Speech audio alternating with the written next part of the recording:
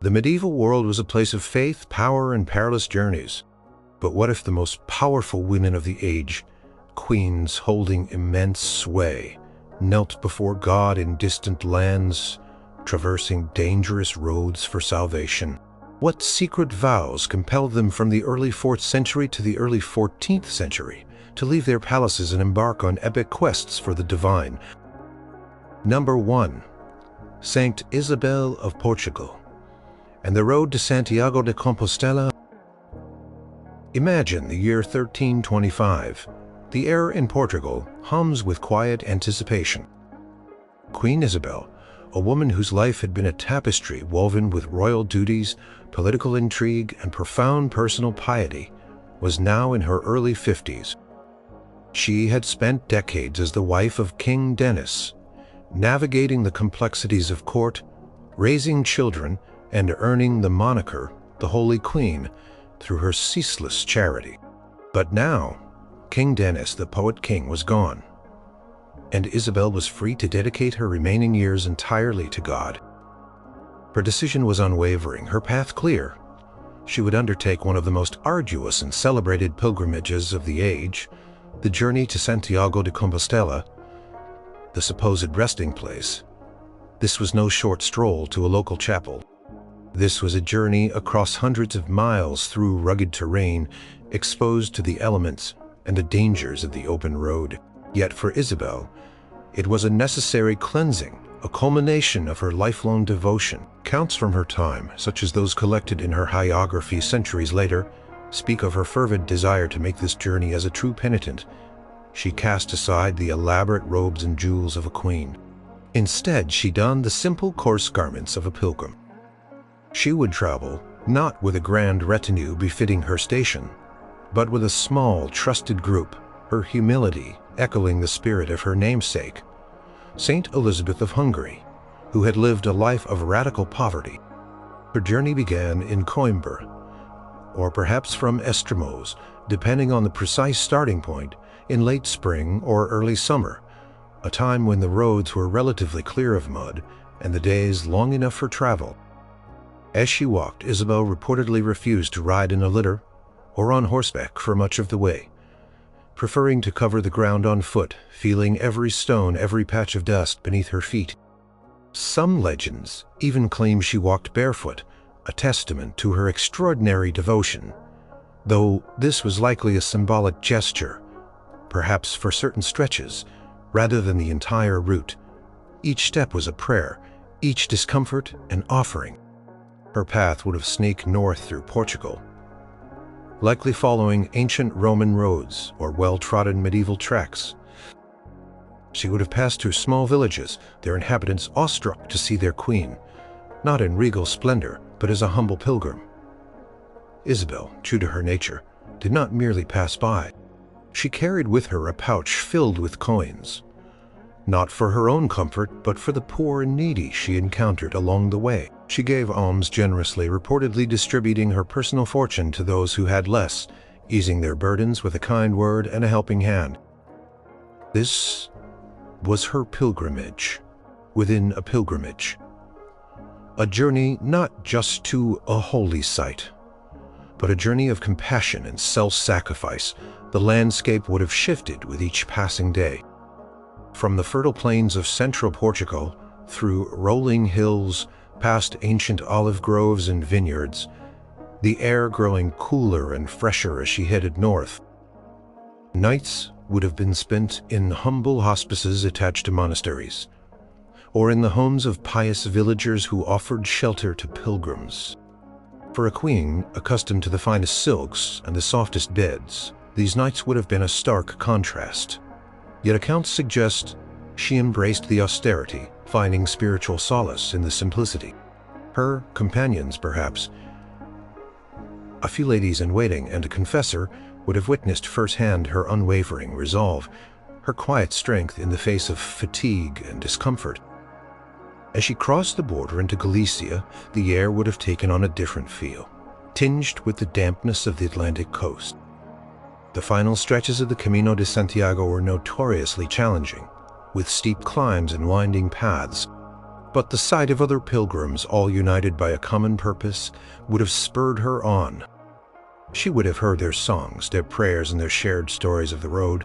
This communal aspect of pilgrimage, where queens and commoners walked side by side, transcended social barriers, reminding all of their shared humanity and spiritual longing.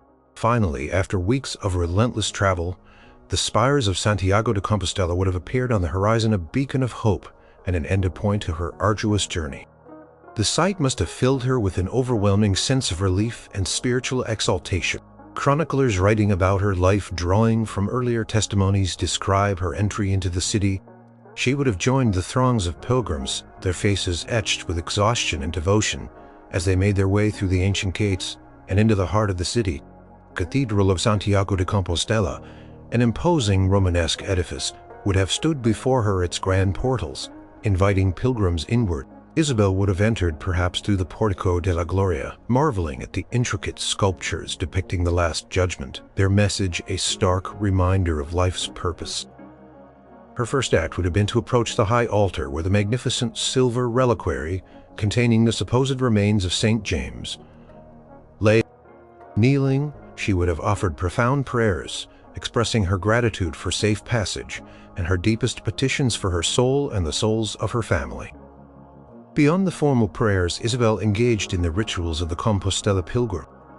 She would have joined others in embracing the stone pillar known as the Santo dos Croces, rubbing her forehead against it in a gesture of spiritual connection. She would have climbed the stairs behind the high altar to embrace the statue of St. James, kissing its mantle, a deeply personal moment of communion with the saint. And she would have descended into the crypt to the very tomb of St. James, a dark and hallowed space where centuries of pilgrims had sought solace and blessing. Her offerings would have been significant, not just prayers, but generous donations to the cathedral and to the poor of Santiago, cementing her reputation as a benefactor. Her pilgrimage to Santiago was not just a physical journey. It was a spiritual transformation. Upon her return to Portugal, she continued to live a life of profound humility and charity. Embodying the lessons learned on the road, she renounced her royal income, distributing it to the poor, and joined the Franciscan Order of Poor Clares. Though she did not take formal vows, living as a tertiary lay member dedicated to the Franciscan way of life, her remaining years were spent in service, establishing hospitals and convents, and personally attending to the sick and the destitute. Her pilgrimage to Santiago de Compostela became a defining moment in her story, the physical manifestation of her lifelong quest for holiness, a journey that led her not just to a distant shrine, but deeper into the heart of faith itself. Her path became a testament, recorded in numerous accounts and venerated by generations, to a queen who sought salvation not through power, but through piety and profound personal sacrifice. Number 2. Eleanor of Provence and the Shrines of France. The mid-13th century in England and France was a time of shifting alliances, powerful monarchs, and deep-seated religious fervor. At the heart of this complex world stood Eleanor of Provence, Queen Consort of King Henry III of England. Born into a family of poetic and artistic flair, the daughters of Raymond Berengar IV, Count of Provence, were famously beautiful and well-married. Eleanor herself was intellectually keen, politically astute, and beneath the surface of royal grandeur, a woman of deep and evolving piety. While her life was dominated by courtly duties, the births of her many children, and the turbulent political landscape, she often sought solace and spiritual renewal in the ancient practice of pilgrimage. For Eleanor, pilgrimage was not always about a single grand journey to the Holy Land or distant Rome. Instead, it was a more frequent, often strategically undertaken series of visits to significant shrines closer to home, primarily in France. These journeys, often recorded in the pipe rolls and royal household accounts, were imbued with personal spiritual intent, but also, at times, with political purpose or thanksgiving. Two of her notable destinations were the shrine of Rocamadour and the Cistercian Abbey of Pontigny. Rocamadour, nestled precariously on a cliffside in the Dordogne region of southwestern France, was one of the most celebrated pilgrimage sites in medieval Europe. Its fame stemmed from its miraculous Black Madonna statue and the supposed tomb of Saint Amador. The journey to Rocamadour was arduous, involving steep climbs and winding paths, but the site itself was a magnet for the devout, attracting kings, queens, and commoners alike. For Eleanor, a queen who had faced the heartbreak of infant mortality and the anxieties of ruling a kingdom, the desire to seek solace and perhaps miracles at such a renowned shrine would have been immense. Her pilgrimage to Rocamadour, which likely occurred in the 1260s, was a significant undertaking for a woman of her age and standing. While she would not have walked barefoot like a humble penitent, the journey by horse and carriage was far from comfortable. Her retinue, though smaller than a full royal procession, would still have been substantial enough to ensure her safety and provide for her needs on the road. The route would have taken her across vast stretches of countryside to forests and past rivers, a journey measured in weeks rather than days. She would have stayed in castles belonging to friendly nobles, or in the guest houses of monasteries, places that offered both security and spiritual contemplation. Upon her arrival at Rocamadour, the sheer scale of the site would have been breathtaking. The village clung to the cliffs, with chapels and monastic buildings seemingly carved into the rock face. Eleanor would have ascended the Grand Escalier, the 216 steps that led to the shrine, a climb many pilgrims undertook on their knees. At the top, she would have entered the chapel of Notre Dame, the sanctuary of the Black Madonna. Here in the dim light, surrounded by the hushed reverence of other pilgrims, she would have knelt before the ancient wooden statue, offering her prayers and petitions. Chroniclers and household records of the time confirm her donations to the shrine, symbols of her piety and hopes for divine favor. The very atmosphere of the place, saturated with centuries of prayer, would have been deeply moving for her. Another significant pilgrimage for Eleanor was to the Abbey of Pontigny, a prominent Cistercian monastery in Burgundy. Unlike the dramatic cliffside shrine of Rocamadour, Pontigny was a place of monastic tranquility and a beacon of spiritual purity. It held a special significance for the English crown. It had often provided sanctuary for exiled archbishops of Canterbury, including Thomas Becket. For Eleanor, a woman deeply involved in the church's affairs and a supporter of monastic life, a visit to Pontigny was not just a religious obligation, but an act of respect for the church's resilience and sanctity. Her visits to Pontigny, potentially multiple times over her long life, especially after Henry III's death, and her retirement to Amesbury Priory, would have been journeys of quiet reflection. The route would have been more direct, perhaps less perilous than a trek to the remote Dordogne, but still lengthy. Travel would have been slow, punctuated by stops at other religious houses or noble estates. The experience of entering the serene, unadorned church of Pontigny, a hallmark of Cistercian architecture, would have been profoundly different from the bustling, miracle-seeking atmosphere of Rocamadour. Here the emphasis was on contemplation, on monastic rigor, and on prayer and silent solidarity with the monks. Eleanor would have participated in the monastic offices as much as her status allowed, attending Mass and perhaps sharing meals in the refectory. Her time at Pontigny would have been spent in prayer, perhaps in personal confession, seeking spiritual guidance from the abbot and contemplating the lives of the saints and exiled prelates who had found refuge there. These pilgrimages served not only her personal piety, but also showcased her devotion to God and the Church, an important aspect of queenly reputation in the medieval world. She sought not just miracles, but inner peace, forgiveness, and guidance for her rule and her family. Eleanor's pilgrimages, though less grand than a crusade to the Holy Land, were nonetheless deeply significant. They illustrate how queens, even amidst the demands of power and family, found ways to express their faith through travel and devotion. Her journeys to Rocamadour and Pontigny, recorded in the dry but telling entries of royal financial accounts, and alluded to into the spiritual life of a powerful medieval queen, who understood that true strength lay not only in earthly dominion, but also in humble submission. Be not only in earthly dominion, but also in humble submission. Be not only in earthly dominion. Her legacy is one of a queen who, despite her political acumen and personal tragedies, consistently turned to God, seeking grace on dusty roads and in ancient sanctuaries. Number 3. Saint Elizabeth of Hungary and the Path to Marburg. In the early 13th century, a young woman named Elizabeth, born a Hungarian princess, became Landgravine of Thuringia through her marriage to Ludwig IV. From her earliest days, Elizabeth exhibited an extraordinary piety that set her apart from her royal peers. She was a figure of intense devotion, driven by a radical commitment to Christian charity and an almost monastic asceticism.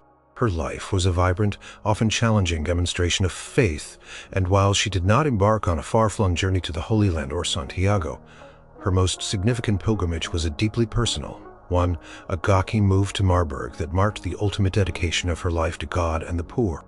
The context for this pivotal journey was one of profound personal tragedy and spiritual conviction. In 1227, her beloved husband Ludwig died of plague while on crusade, leaving Elizabeth a widow at the tender age of 20. This loss, combined with the political pressures from her husband's family, who resented her ascetic lifestyle and lavish charity, pushed Elizabeth to make a momentous decision. She chose to renounce her former life of luxury and power, dedicating herself entirely to the service of the poor and sick, embracing a life of evangelical poverty. This was not a forced exile, but a conscious, deliberate act of spiritual will, a pilgrimage of the soul manifested in a physical change of residence. Her journey to Marburg began from the imposing Wartburg Castle, where she had lived her married life. This was no ordinary departure. She effectively stripped herself of her queenly status, her wealth, and her personal comfort, as contemporary biographers such as the German Franciscan Caesarius of Heisterbach and the testimony collected for her canonization attest. Elizabeth left Wartburg with her young children and a few loyal companions, carrying with her only the barest necessity.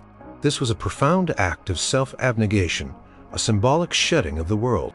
She had chosen to live under the spiritual direction of Master Conrad of Marburg, a strict and zealous inquisitor, a decision that would guide her remaining years. The distance from Wartburg to Marburg was not vast by medieval pilgrimage standards, perhaps a journey of a few days' ride or a week's walk, approximately 50 to 60 miles. Yet for Elizabeth, it was a traverse from one life to an entirely different one. The route itself would have taken her through the verdant forests and rolling hills of Thuringia, a landscape she knew well.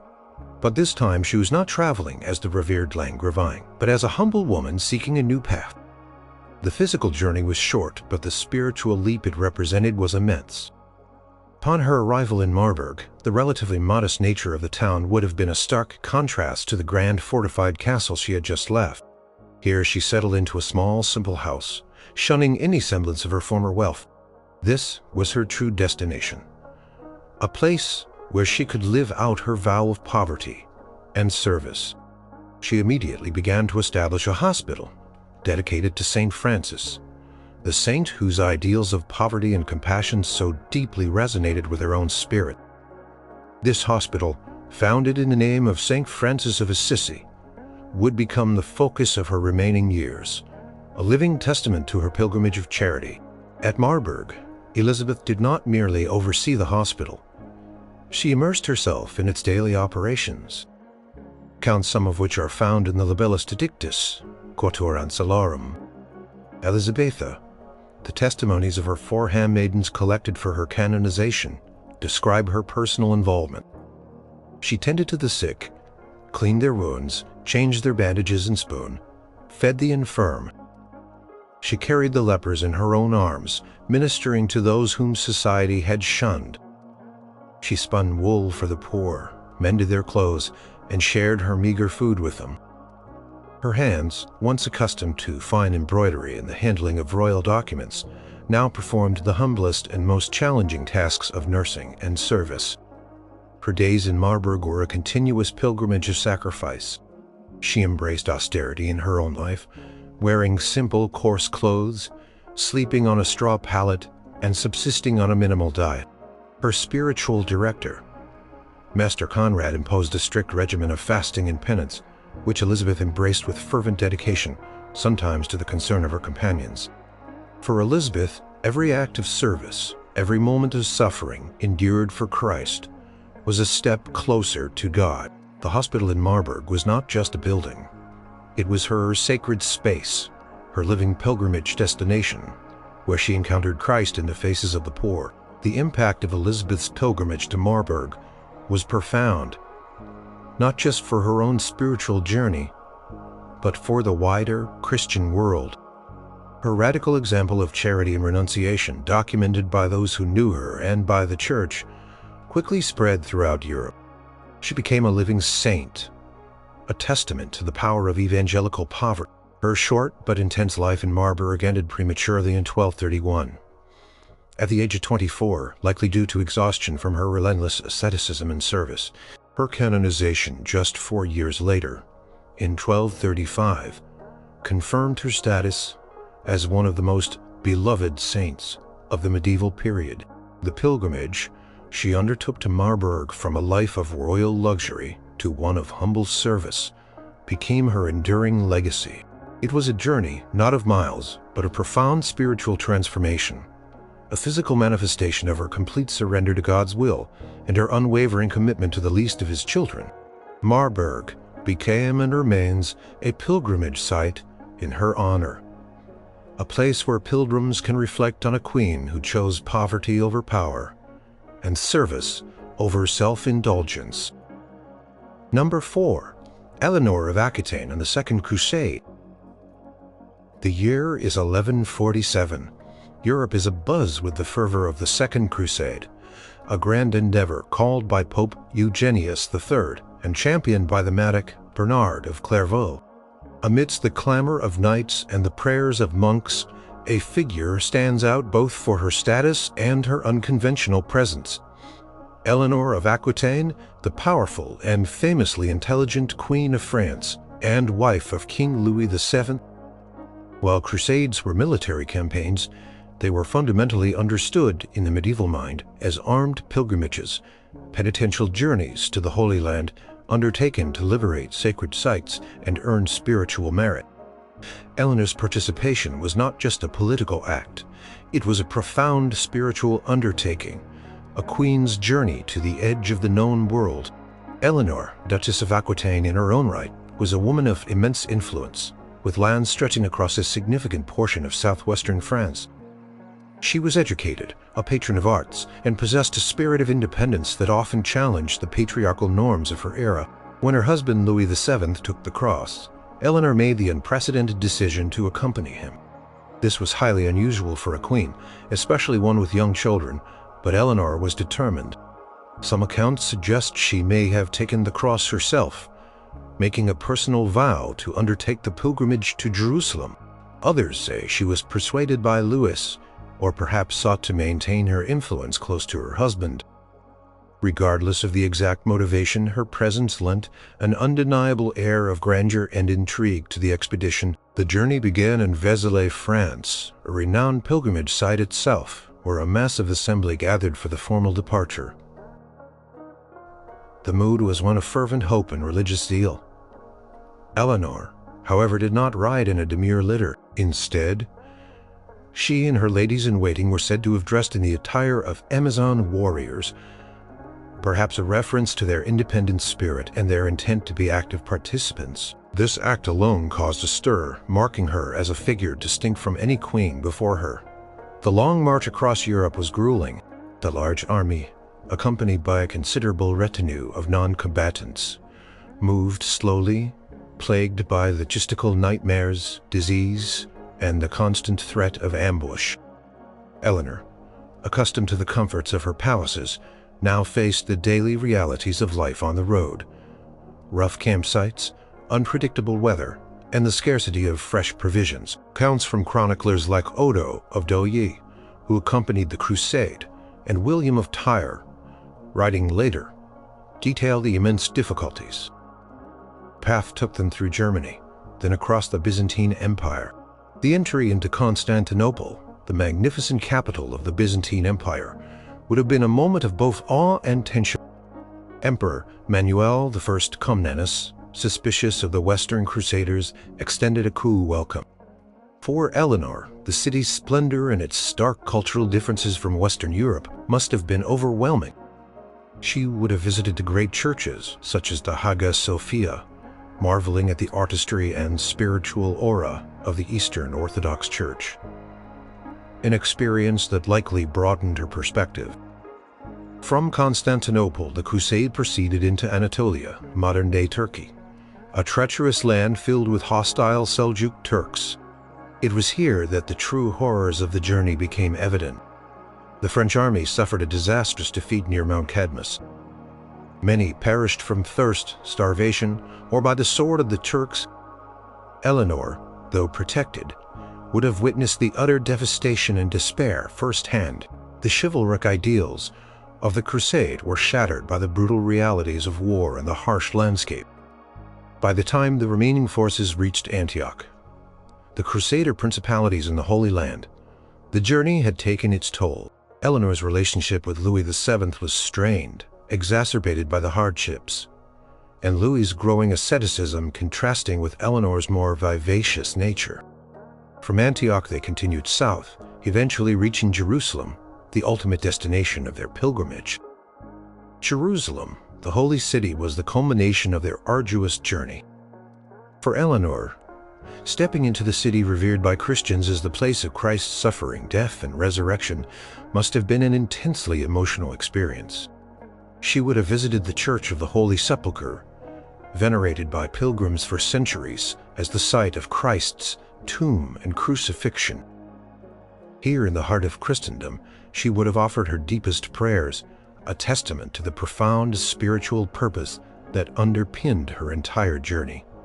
Despite its military aspect, the visit to the city, the walk along the Via Dolorosa, the contemplation of the sacred sites, these were the core of her personal pilgrimage. However, the Second Crusade ultimately failed in its military objectives, notably the siege of Damascus. The spiritual aspirations of the Crusaders were overshadowed by military blunders and political infighting. For Eleanor, the crusade was not only a journey of faith, but also one of profound personal transformation. The hardships, the disillusionment, and the political machinations she witnessed in the Holy Land contributed to the eventual annulment of her marriage to Louis VII. Upon their return to France, despite the military failures and personal struggles, Eleanor's participation in the Second Crusade remained a legendary chapter in her life, cemented her image as a queen, unlike any other, fearless, intelligent, and unconventional. Her pilgrimage to the Holy Land was a testament to her profound piety and her desire to engage with the world beyond the confines of her court. It was a journey that took her from the heart of Europe to the deserts of the East. A queen's unique and perilous spiritual quest that shaped her destiny and left an indelible mark on the chronicles of the medieval world. Number 5. Saint Helena and the Sacred Stones of the Holy Land. In the early 4th century, a monumental journey unfolded that would forever reshape the landscape of Christian pilgrimage. Helena, the mother of the Roman Emperor Constantine the Great, embarked on an epic expedition to the Holy Land. Though predating what is conventionally defined as the full medieval period, her pilgrimage laid the foundational stones for all subsequent Christian journeys to the East, making her the quintessential pilgrim queen whose influence reverberated. Her quest was not just a journey across vast distances. It was a spiritual excavation, a search for the very places where Christ had walked, lived, and suffered. Helena's journey took place around 326 to 328 CE. Her son, Constantine, had recently converted to Christianity and was actively promoting the faith across the Roman Empire. Helena a woman of deep piety who had also embraced Christianity, was inspired by a fervent desire to visit the sacred sites mentioned in the Gospels. Her motivations were complex: personal devotion, perhaps a sense of expiation, and certainly a desire to honor Christ in a tangible way. It was a pilgrimage born of new imperial support for a burgeoning religion. Her journey would have begun from Rome or possibly Constantinople, a significant undertaking for any traveler of the time, let alone an empress. She would have traveled with a substantial retinue, a blend of security details, scholarly advisors, and religious dignitaries, ensuring her safety and facilitating her mission. The primary mode of travel would have been by sea, across the Mediterranean, a journey fraught with the dangers of storms and piracy, but far quicker than overland routes. The imperial resources at her disposal meant she could command the finest ships and ensure the safest passage possible. Upon landing on the shores of the Levant, likely at a port city like Caesarea Maritima, the journey would have continued overland, across the rugged terrain of Judea and Galilee. This land, steeped in biblical history, was Helena's true destination. She was not merely a tourist. She was a seeker, driven by an unshakable belief that the exact locations of Christ's life and death could still be identified even after centuries of Roman occupation and Jewish rebellion. Her focus was on Jerusalem, the very heart of the Christian faith. When Helena arrived, Jerusalem was a city, still bearing the scars of Roman rebuilding, and the presence of pagan temples, notably a temple to Venus, built over what Christians believed was Golgotha and the Holy Sepulchre. According to chroniclers such as Eusebius of Caesarea, who wrote a life of Constantine and mentions Helena's activities, and later historians like Socrates, Scholasticus, Helena ordered the demolition of the pagan structures. With fervent determination and assisted by local Christians and scholars, she oversaw an extensive excavation. It was during these excavations that the most famous discovery attributed to Helena occurred: the alleged uncovering of the true cross, the cross upon which Christ was crucified. The story, recounted in various forms by different authors, describes how 3 crosses were found, and the true cross was identified through a miraculous healing of a sick woman, or by its power to raise a dead man, depending on the account. While the precise details are debated by modern historians, the belief in her discovery became a cornerstone of medieval Christian veneration. Alongside the true cross, she was also said to have found other relics, including the nails used in the crucifixion. These finds immediately became objects of profound religious significance, distributed to various churches and venerated throughout Christendom. Beyond Jerusalem, Helena's pilgrimage extended to other vital sites. She visited Bethlehem, the birthplace of Christ. Here she initiated the construction of the Church of the Nativity, which stands to this day a testament to her vision. She also commissioned the building of the Church of the Eleanor on the Mount of Olives, commemorating Christ's ascension, and the Church of the Burning Bush at Mount Sinai. These were not just architectural projects. They were acts of spiritual affirmation, transforming sites of biblical narrative into physical spaces of worship and pilgrimage. Helena's journey was far more than a personal act of devotion. It was an imperial endorsement of Christian holy sites, an act that transformed the very geography of faith. By identifying, preserving, and commemorating these locations with magnificent churches, she effectively established the blueprint for future pilgrimages to the Holy Land. Her actions brought unprecedented legitimacy and visibility to sites that had previously been known primarily through oral tradition and local memory. Her finds, particularly the True Cross, fueled the relic trade and inspired countless subsequent pilgrimages, as pilgrims sought to venerate fragments of the cross or visit the very ground Helena had consecrated. Upon her return to Rome, Helena brought back numerous relics and accounts of her discoveries, further solidifying her reputation as a saintly figure. She died shortly after her return, leaving behind a legacy that would inspire generations. Her journey to the Holy Land was a pioneering pilgrimage that cemented the significance of Jerusalem, Bethlehem, and other sites as essential destinations for the medieval pilgrim. Through her unwavering faith and imperial resources, Helena ensured that the places of Christ's life would become tangible points of spiritual connection for millions, shaping the devotional practices of the entire medieval world.